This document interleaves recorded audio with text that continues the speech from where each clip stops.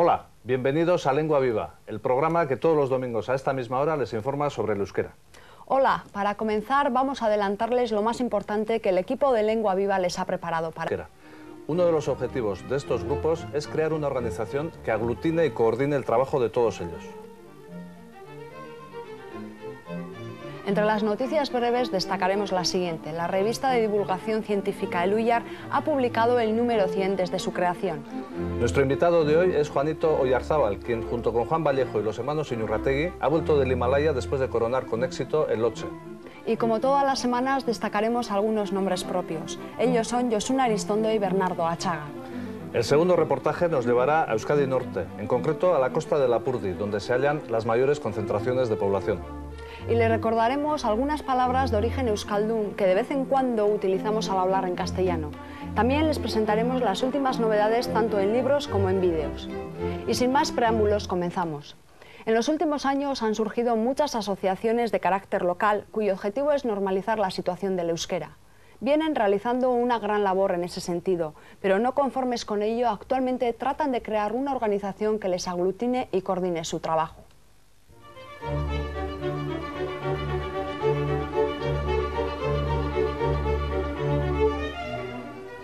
El euskera ha recibido un gran empuje gracias a las asociaciones creadas en diferentes puntos de Euskal Herria para promover su normalización. Existen 58 asociaciones repartidas a lo largo y ancho de Euskal Herria y esta cifra va aumentando año tras año. Tal y como las conocemos actualmente, estas asociaciones nacieron hace 12 años en Mondragón. Gracias al empeño de varios ciudadanos surgió Arrasate Euskaldun Dezagun o AED. AED se conformó para ser centro de trabajo y promoción, con el objetivo de crear una base firme desde donde se pudiera promover el uso del euskera. Siguiendo el modelo de Mondragón surgieron otras muchas asociaciones, entre ellas Galtzaundi, en Tolosa. Galtzaundi surge con dos objetivos principales.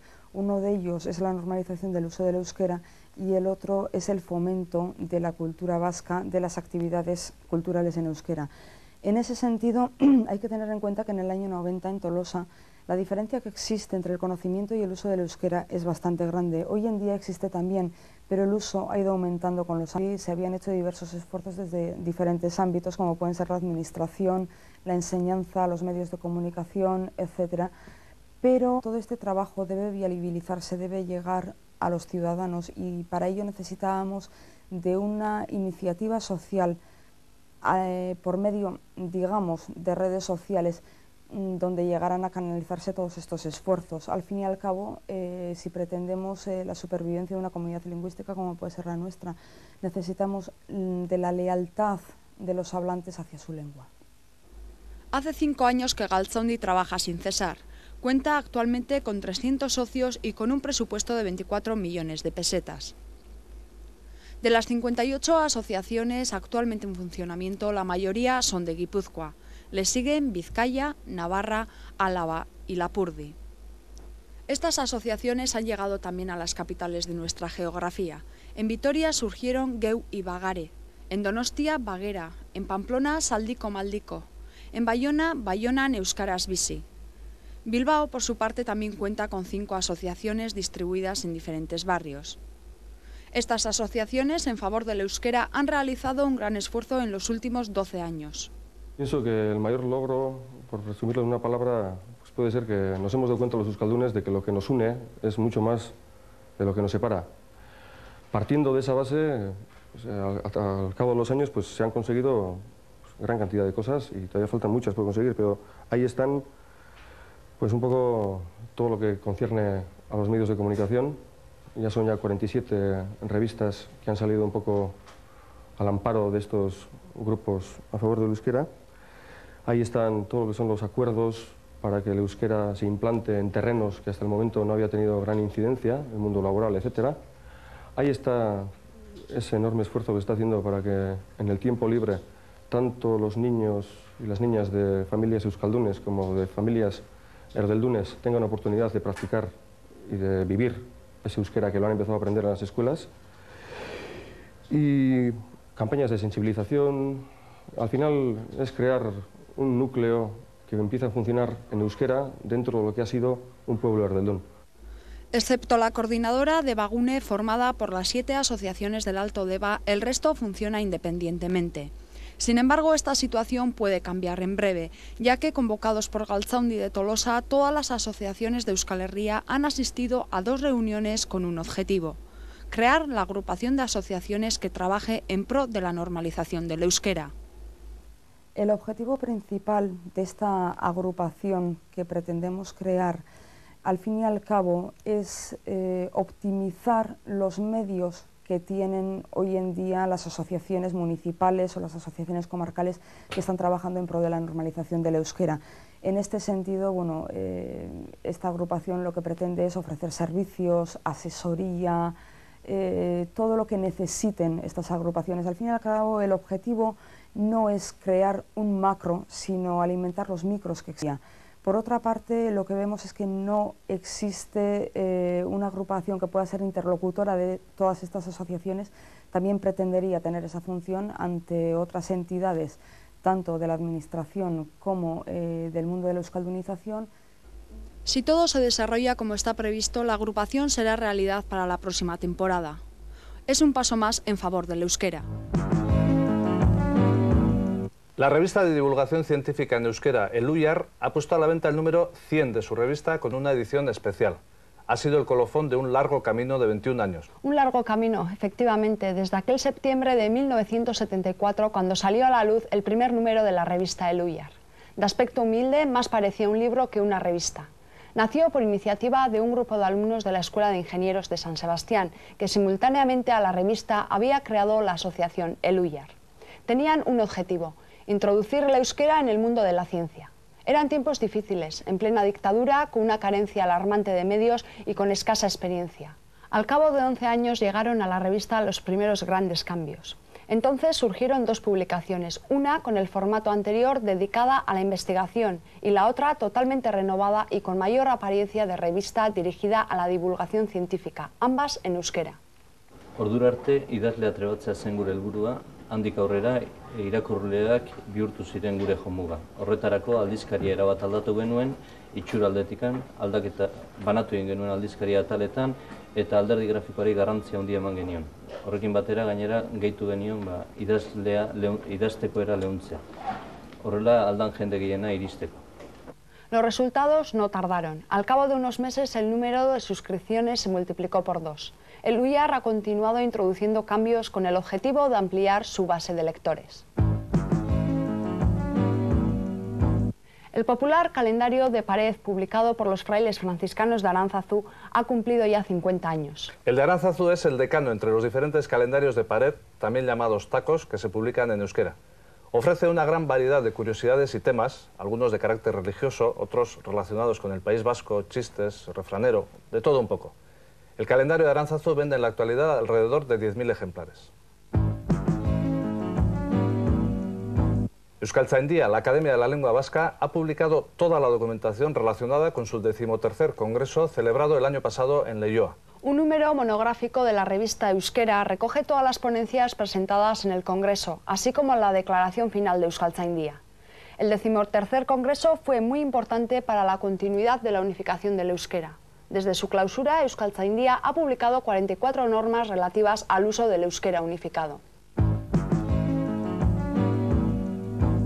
Festaro 95 ha dado sus primeros pasos. De aquí a la primavera, San Sebastián acogerá una muestra sugerente de la canción vasca que incluye música folk, rock y un par de espectáculos. La actual edición de Festaro comenzó con un recital de Bendito Lertxundi. Le seguirán cantantes como Mikel Laboa, Xavier Lete, Nico Echart, Gari, Mikel Márquez y Mikel Errazkin. Asimismo, se representará el musical Elkanoren Semeak, además de un recital en torno a la figura del poeta Lizardi. Todos estos festivales tendrán lugar en el Teatro Victoria Eugenia de la capital donostiarra. Después de su reciente presentación, la novela Memorias de una vaca de Bernardo Achaga se encuentra entre los libros más vendidos y recomendados de Alemania. Así es, Bernardo Achaga participó en la Feria del Libro de Frankfurt en la presentación de la versión en alemán de su novela corta Memorias de una vaca. La acogida no ha podido ser mejor. El libro ha sido incluido en la lista de libros recomendados por los principales editores alemanes, a la vez que se ha colocado en el número 7 de la lista de los libros más vendidos. La traducción al alemán ha sido realizada directamente del euskera por el profesor de la Universidad del País Vasco, Luger Mes. Memorias de una vaca ha sido traducida a 9 idiomas. Vitoria será escenario del primer Congreso Mundial de Colectividades Vascas. Asistirá una nutrida representación de todos los centros vascos, además de personalidades relevantes relacionadas con la diáspora vasca. Por primera vez en su historia, 60 representantes de los centros vascos existentes en el mundo se reunirán del 6 al 9 de noviembre en Vitoria con el objeto de debatir, por una parte, sobre el futuro de estos centros, también sobre el papel que ocupan en ellos el euskera y la cultura vasca y, finalmente, sobre la proyección de lo vasco en el mundo. Al final del Congreso se elaborará una propuesta de actuación para los próximos 4 años. Y hemos llegado al apartado de la entrevista. Mikel está ya con un alpinista ilustre. Así es, Juanito Oyarzábal no necesita demasiada presentación. Hace apenas un par de semanas que ha vuelto del Himalaya junto con los hermanos Iñurrategui y Juan Vallejo después de haber coronado con éxito la cumbre del Lhotse. Con esta cumbre ya es el octavo 8000 que consigue Juanito Oyarzábal en su vida deportiva. Juanito, bienvenido a Lengua Viva y gracias por estar aquí y enhorabuena por el éxito. Muchas gracias a vosotros. Bueno, este año ya son 3 los 8000 que has hecho este mismo año. Es un récord, ¿no? Hombre, para mí desde luego es un récord. Es un récord y sobre todo muy importante, no solamente para mí. Hay que tener en cuenta que en el Estado todavía no se han subido 3 8000 en la misma temporada, no en la misma temporada, sino en estos 5 meses que han transcurrido desde marzo hasta octubre. Y por supuesto en el Estado, fuera del Estado, en el mundo lo han conseguido solamente otras 4 personas más. Bueno, ahora que ya habéis estado en el Lhotse y visto desde arriba, ¿se explica por qué el Lhotse es un monte poco frecuentado? Pues sí, se explica muy fácilmente. El Lhotse es una montaña que está pegadita al Everest y hasta ahora todas las expediciones pues, que iban al Khumbu, iban a este campo base, pues iban todas las expediciones al Everest, que por supuesto es el más importante y el más alto del planeta, ¿no? Entonces el Lhotse estaba pues totalmente... Ha ocurrido que el Everest lo han subido de precio, el royalty ahora es muchísimo mayor que el Lhotse. Concretamente un grupo de 7 personas son $70.000, aproximadamente unos 9 millones de pesetas. Y entonces lo que hacen las expediciones es compartir permisos, es decir, pedir permisos para las 2 montañas. Por eso ahora es cuando el Lhotse se ha empezado a conocer más y se ha empezado a subir, sobre todo en estos últimos 4 años aproximadamente. ¿No es que tenga más dificultad que otras montañas? O si de los 8000 que tú conoces, ¿cuál sería el más difícil? Pues teniendo en cuenta la situación que hemos encontrado en la montaña, el Lhotse, no me ha parecido una montaña excesivamente difícil. Siempre habíamos oído hablar de ese último couloir para llegar a la cumbre a partir de 8000 metros. Esos últimos 500 metros hemos oído hablar que cuando hay muchísima nieve fresca pues puede haber problemas de avalanchas, puede haber problemas de caídas incluso de piedras. Y en este caso pues realmente hemos encontrado unas condiciones totalmente perfectas, un estado del terreno y un estado de la nieve buenísimos. Sí es cierto que hacía muchísimo frío a consecuencia del viento que hacía. El viento hace bajar mucho las temperaturas y pasábamos muchísimo frío tanto en manos como en pies, pero considero que el Lhotse, dentro de los 8000 que yo he subido, no es una montaña, sobre todo como la hemos encontrado ahora. Es posible que en otras condiciones pues se complique mucho más de lo que ha sido ahora, pero considero que no es una montaña de las denominadas, por lo menos por esta ruta, de las denominadas difíciles. Y desde 8000 metros de altura, ¿cómo se ve el mundo, Juanito? Pues hombre, se ve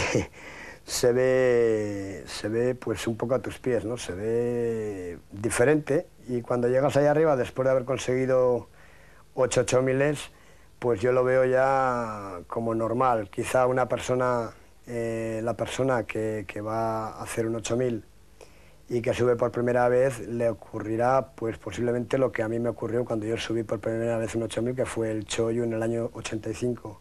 Será, supongo, una gran satisfacción el conseguir una de las 14 montañas más elevadas del planeta, pues lógicamente siempre es gratificante. Y se habla siempre de que en la montaña hay mal de altura, pero ¿hay también mal de bajura al volver, de adaptación?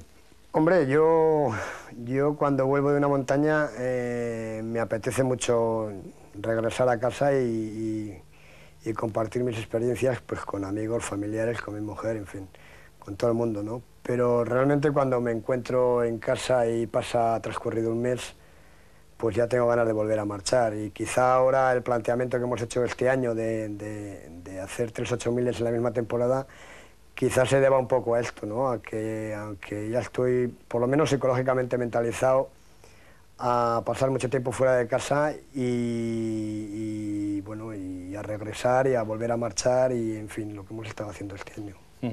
Bueno, has hecho ya 8 8000, son 14 los que hay. ¿Tu plan es llegar a hacer los 14?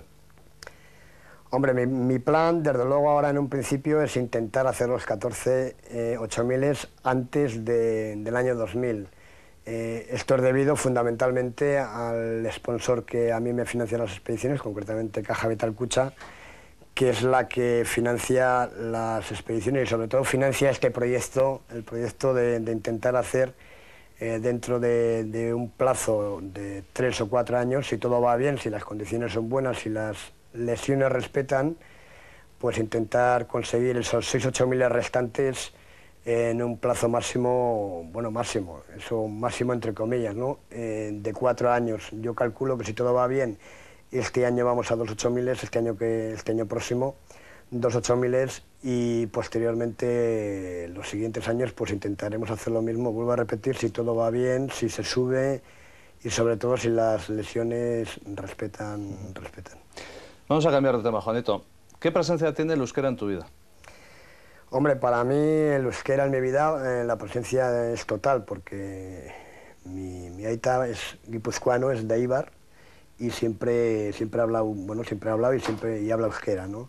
Lo que pasa que nos tuvimos que trasladar a Gasteiz, yo soy nacido en Gasteiz, se trasladaron a Gasteiz y como todo el mundo sabe, en Gasteiz en aquella época pues era de alguna manera donde teníamos el escudo de las demás provincias para liberar el euskera.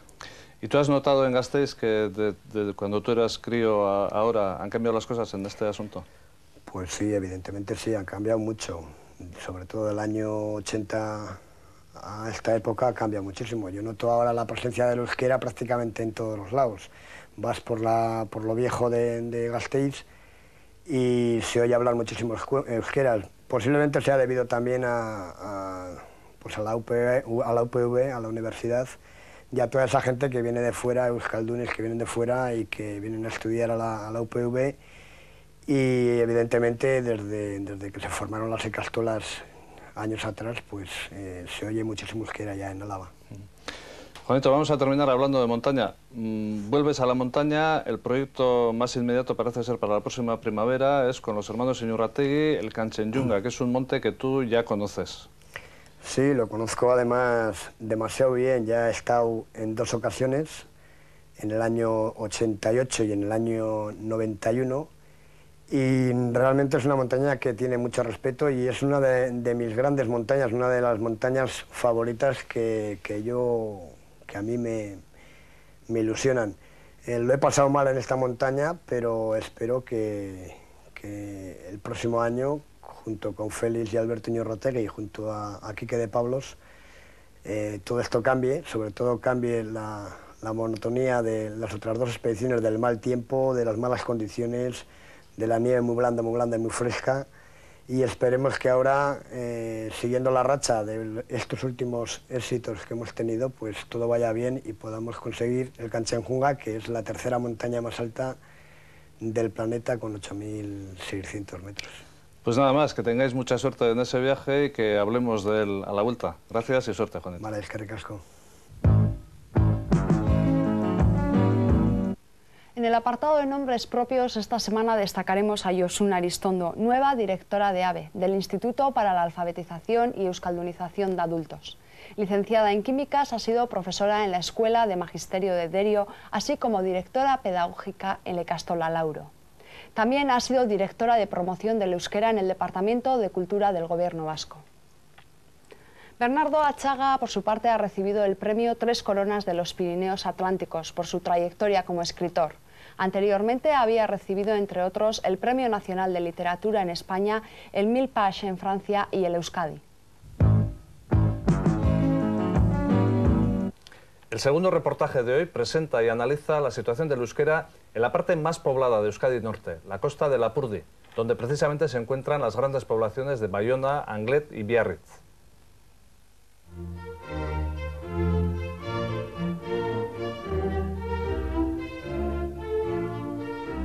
La franja costera del País Vasco Norte es la menos vascófona de todo el territorio, pero para la supervivencia de la lengua es del todo punto necesario que el espacio comprendido entre Bayona, Anglet y Biarritz recuperen el euskera.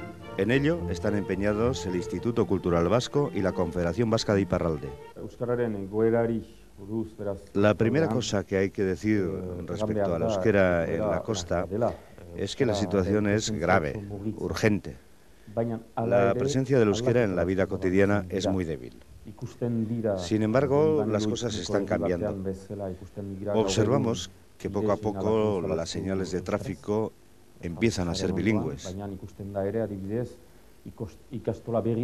Se ha puesto en marcha una nueva ikastola en Biarritz y la Academia de la Lengua Vasca se va a establecer oficialmente en Bayona. En fin, todo ello nos muestra que los cambios se van operando en favor de la promoción del euskera. Creo que en todos los niveles sociales el reconocimiento y la aceptación de la cultura vasca es incuestionable. Nadie se manifiesta en contra del euskera. Nadie opina en contra del futuro de la lengua, por lo menos a nivel verbal. Claro que en relación con los hechos, eso ya es otro cantar. El Instituto Cultural surge el verano de 1990 dentro del marco jurídico francés con la misión de fortalecer el euskera y la cultura vasca en todo el territorio de Iparralde.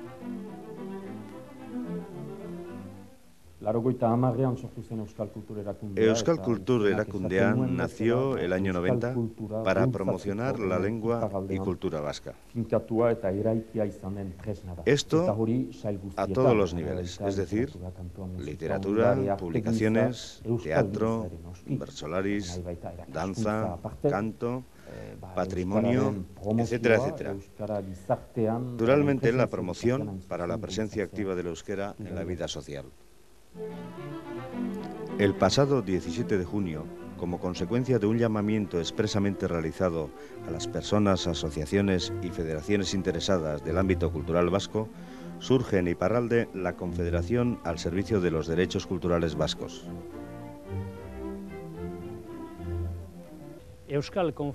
La Confederación Vasca es una organización recién constituida en forma de unión de diferentes entidades asociativas. Quiere ser una institución que acoja en su seno a la mayor parte de las organizaciones del País Vasco Norte. Las tres emisoras de radio que emiten en euskera, esto es Gure Irratia de Bayona, Irulegi Irratia y La Voz de Xuberoa, están teniendo gran influencia y desarrollan un trabajo estupendo. Las radios populares están realizando un gran trabajo constructivo en favor de la cultura vasca. Ahora lo que hace falta es asegurar su porvenir. En la prensa escrita salta a la vista el trabajo que ha hecho y sigue haciendo la revista Herria. La televisión oficial francesa comienza a tenernos en cuenta. También Euskal Telebista está presente en Iparralde.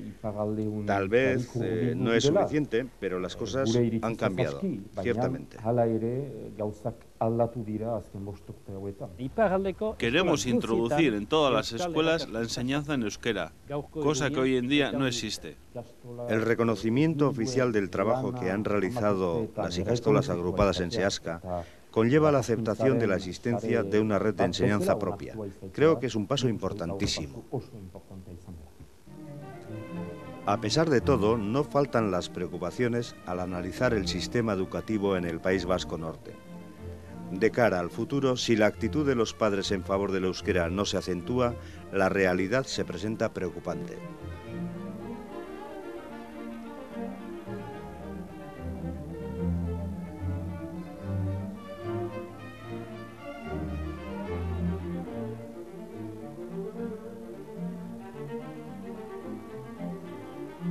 La Confederación Vasca es perfectamente consciente hacia dónde tiene que dirigir sus esfuerzos. Sí, hay que hablar con las instituciones francesas, pero también con las más cercanas, con el Departamento de Pirineos Atlánticos y también con los organismos territoriales. También tenemos fundadas esperanzas de contactar con las instituciones de Egualde. De cara al futuro se está haciendo una profunda reflexión en aras de un esquema organizativo propio. Creo que tenemos algo que decir al resto de los vascos de toda Euskal Herria y, por qué no decirlo, a todo el mundo.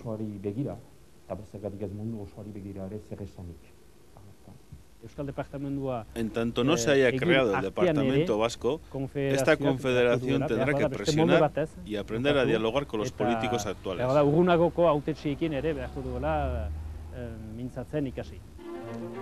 Es claro que se hace camino al andar. Txominegi y Jean-Louis Laca, aunque preocupados, observan con esperanza el futuro de Iparralde. Tal vez, para ir preparando ese futuro, crearon e impulsaron la revista infantil Xirrista, dirigida a los niños de 4 a 8 años.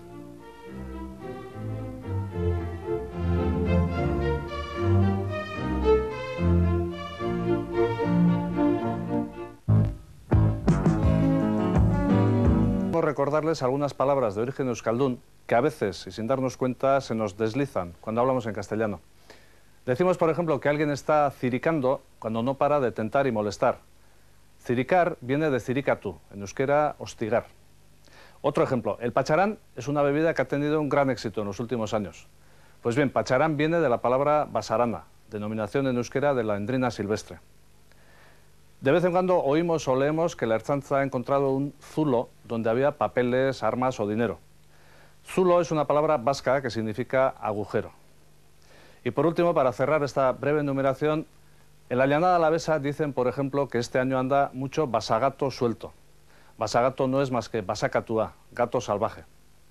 De todas formas, dejemos las palabras y vamos con las publicaciones. Empezaremos con esta publicación de Euskaltzaindia denominada Nomenclator Comercial. En un programa anterior hablamos del nomenclator onomástico, es decir, el libro de los nombres de persona. El nomenclator comercial sería el libro de las denominaciones comerciales. Por eso, si usted quiere poner el nombre de su establecimiento en euskera, consúltelo porque le viene muy bien explicado. También se explica cuál es el modo correcto de emplear el euskera y el castellano en los rótulos de los establecimientos. Y para terminar, hoy les presentamos uno de los últimos vídeos de dibujos animados traducidos al euskera.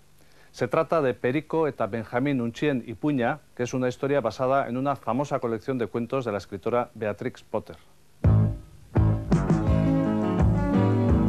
Queridos telespectadores, ha llegado la hora de despedirnos. Ya saben que Lengua Viva se emite todos los domingos a esta misma hora. Esperamos que el programa de hoy les haya gustado. Adiós y hasta la semana que viene. Agur.